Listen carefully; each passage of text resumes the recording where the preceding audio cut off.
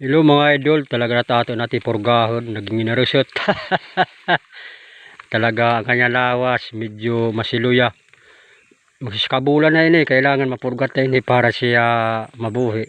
Kaya dirita nga ini, mapurga siya. Talaga delikado ko kanya kinabuhi.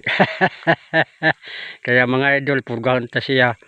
Kumbantrin lagad siya ginagamit pag purga kaniya siya nga kumbantrin. Kailangan makatumar siya para anuging. Marindigo dito sa yatiyan.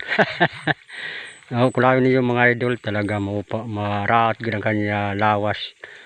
Irapa siya kay anuging nagana na. Sige mga idol, ilatutupot natin video.